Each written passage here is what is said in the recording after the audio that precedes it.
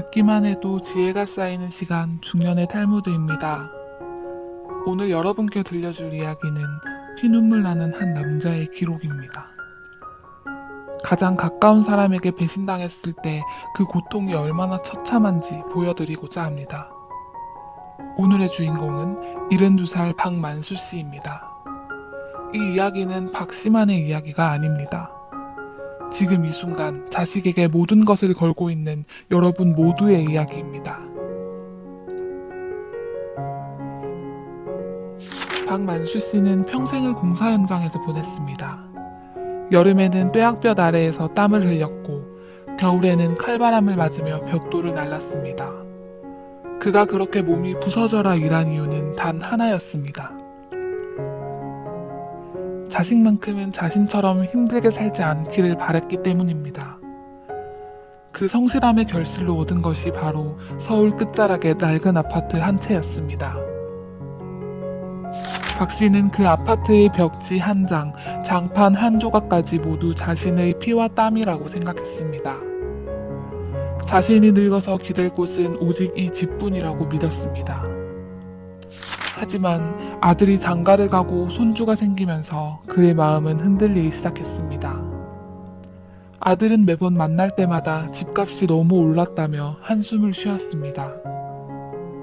손주가 좋은 학군에서 공부를 해야 하는데 전셋값 감당이 안 된다며 눈물을 보였습니다. 그때 박 씨는 생각했습니다. 어차피 내가 죽으면 이 집은 아들 것이 될 터였습니다. 미리 물려주면 증여세도 아끼고 아들 살림에도 큰 도움이 될 거라 믿었습니다. 아들은 아버지를 평생 모시겠다고 맹세했습니다. 며느리 또한 아버님을 친아버지처럼 대하겠다고 약속했습니다. 그 달콤한 약속에 취해 박 씨는 자신의 유일한 재산인 집 명의를 아들에게 넘겨주었습니다. 그것이 박 씨 인생에서 가장 참혹한 비극의 시작이었습니다. 명의가 넘어간 직후에는 모든 것이 평화로웠습니다. 아들은 퇴근길에 맛있는 간식을 사왔고 며느리는 아침마다 따뜻한 국을 끓였습니다. 박 씨는 자신이 인생을 참 잘 살고 있다고 자부했습니다. 하지만 그 평화는 그리 오래가지 않았습니다. 겨우 반년이 지났을 무렵부터 집안의 공기가 차갑게 변하기 시작했습니다. 어느 날부터인가 며느리의 대답이 짧아졌습니다. 박 씨가 거실에 나와 있으면 손주는 방으로 쏙 들어가 버렸습니다.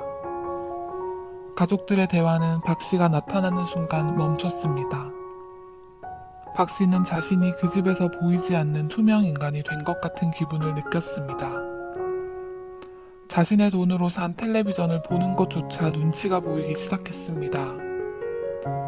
밤늦게 화장실을 가는 소리에 며느리가 깊은 한숨을 내쉬는 것을 들었을 때 박 씨의 가슴은 무너져 내렸습니다.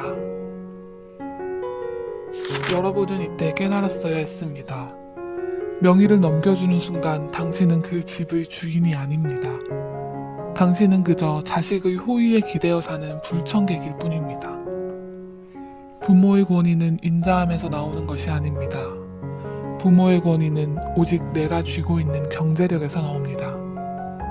그 경제력을 자식에게 상납한 순간 당신은 스스로 노예의 길을 선택한 것입니다. 비극은 어느 겨울날 밤에 절정에 달했습니다. 박 씨는 동창들과 오랜만에 만나 술을 한잔하고 집으로 돌아왔습니다. 평소처럼 현관 비밀번호를 눌렀습니다. 하지만 문은 열리지 않았습니다. 몇 번을 다시 눌러도 오류음만 요란하게 울려 퍼졌습니다. 당황한 박 씨가 문을 두드렸을 때 한참 뒤에야 아들이 문을 열었습니다. 아들의 얼굴에는 환영의 기색이 전혀 없었습니다. 오히려 귀찮고 짜증 섞인 표정으로 박 씨를 바라보았습니다. 아들은 아이들이 놀라니 조용하라고 면박을 주었습니다. 비밀번호는 보안 때문에 바꿨으니 앞으로는 조심해달라는 차가운 말만 남겼습니다. 박 씨는 그날 밤 자신의 방에서 한숨도 자지 못했습니다. 자신이 세운 성전에서 쫓겨난 몰락한 왕이 된 기분이었습니다. 비밀번호를 바꿨다는 사실을 자신에게 알리지도 않았다는 것은 이미 그들 가족에게 박 씨의 존재가 사라졌음을 의미했습니다. 내 집인데 내 발로 들어가지 못하는 그 비참함을 여러분은 상상이나 하실 수 있겠습니까? 당신은 그때 아들에게 호통을 쳤어야 했습니다. 이 집은 내 피땀으로 일군 곳이니 당장 비밀번호를 원래대로 돌려놓으라고 명령했어야 했습니다. 하지만 박 씨는 그러지 못했습니다. 이미 명의는 아들에게 있었고 박 씨는 기댈 곳이 없는 노인이었기 때문입니다. 비굴하게 고개를 숙이고 들어간 그 방은 더 이상 박 씨의 안식처가 아니었습니다. 얼마 지나지 않아 아들은 박 씨에게 충격적인 제안을 했습니다. 아파트를 팔고 더 넓은 신도시로 이사를 가겠다고 했습니다. 하지만 그곳에는 박 씨의 방이 없었습니다. 아들은 박 씨의 건강을 핑계로 들었습니다. 공기 좋고 시설 좋은 전문기관에서 지내는 것이 박 씨를 위한 최선이라고 강변했습니다. 말이 좋아 전문기관이지 그것은 현대판 고려장이나 다름없었습니다. 박 씨는 아들에게 매달렸습니다. 내가 여기서 조용히 죽을 때까지 살게만 해달라고 빌었습니다. 하지만 아들의 결심은 확고했습니다. 며느리는 이미 짐을 싸기 시작했고 손주는 새 집으로 이사간다며 들떠 있었습니다. 그들의 미래에 늙고 병든 박 씨는 걸림돌일 뿐이었습니다. 결국 박 씨는 낡은 가방 몇 개를 들고 집을 나왔습니다. 아들은 박 씨를 요양원 입구에 내려주고는 바쁜 일이 있다며 서둘러 떠났습니다. 박 씨는 멀어져가는 아들의 차 뒷모습을 보며 깨달았습니다. 자식에게 다 퍼주는 것이 사랑이 아니라 나 자신을 파괴하는 행위였다는 것을 말입니다. 그가 평생 바쳤던 희생의 대가는 차가운 요양원 침대 하나였습니다. 여러분, 박만수 씨의 이 처절한 이야기가 단순히 운이 나쁜 한 사람의 사례로 보이십니까? 아닙니다.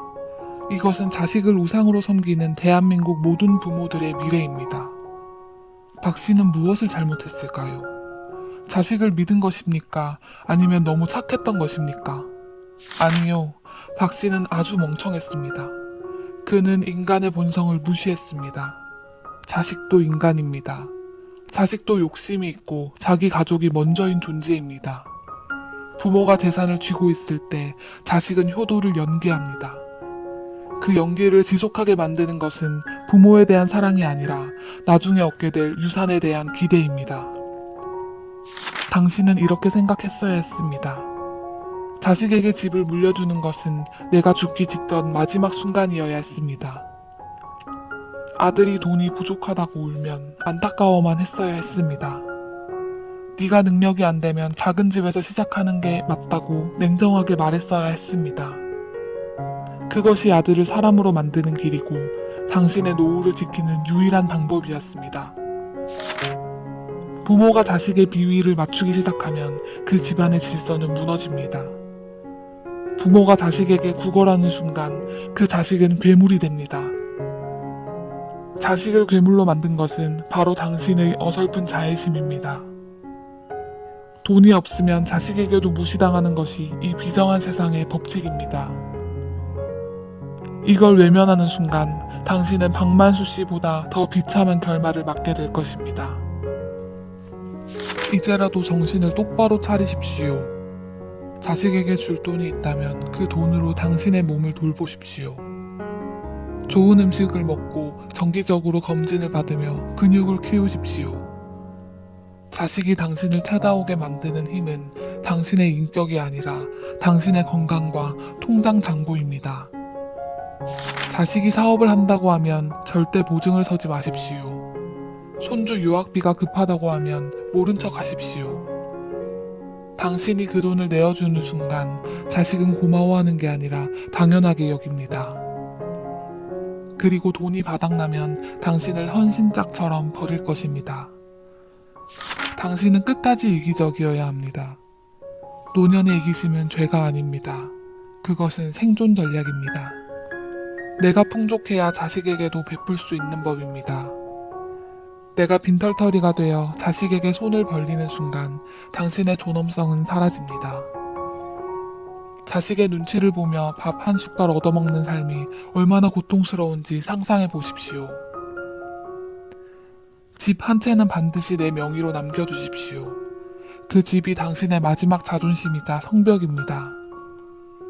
성벽을 스스로 허무는 왕은 적군에게 목숨을 구걸하는 처지가 됩니다. 자식은 적군이 아니라고요? 돈 앞에서는 자식도 남보다 못한 존재가 될 수 있다는 것을 명심하십시오. 오늘 박만수 씨의 이야기가 여러분의 심장을 찔렀기를 바랍니다. 그 찌르는 아픔이 여러분을 깨어나게 할 것입니다. 여러분이 지금 당장 해야 할 일은 무엇입니까? 자식에게 전화를 걸어 사랑한다고 말하는 것입니까? 아니요.